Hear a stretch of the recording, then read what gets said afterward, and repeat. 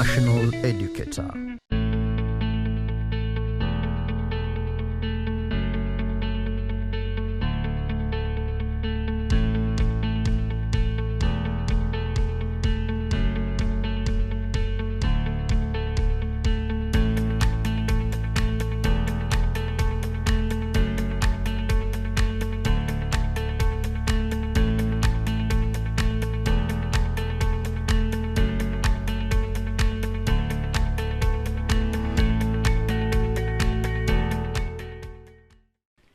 Dear learner, welcome to our Form 4 History and Government lesson today under the topic Socio-economic and Political Developments and Challenges in Kenya since Independence.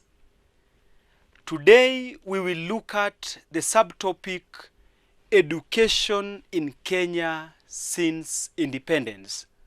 That falls under the social developments and challenges in Kenya since independence.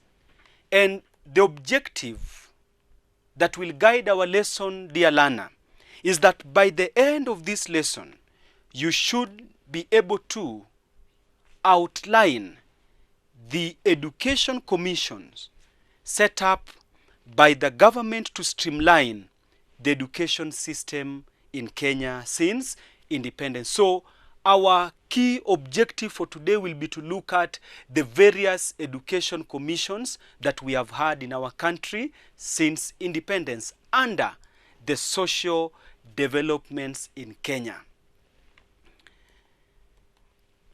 In beginning, it's important that we note that the government was concerned about the poor quality and facilities existing for the majority of Kenyan children in education at independence.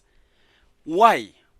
Because you remember on the concept of racial discrimination, where a number of services that were offered by the colonial government were discriminated along racial lines.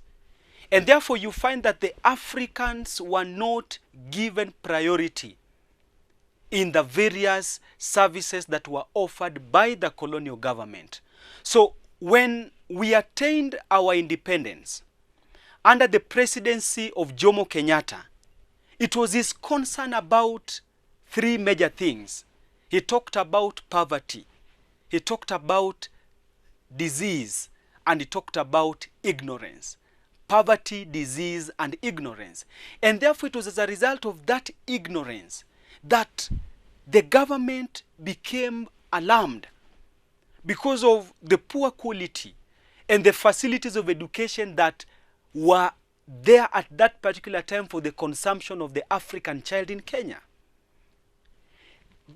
Therefore, to solve these problems that were inherited in education at independence, the government undertook the following measures or reforms. For example, there were several education commissions that were set up to streamline education.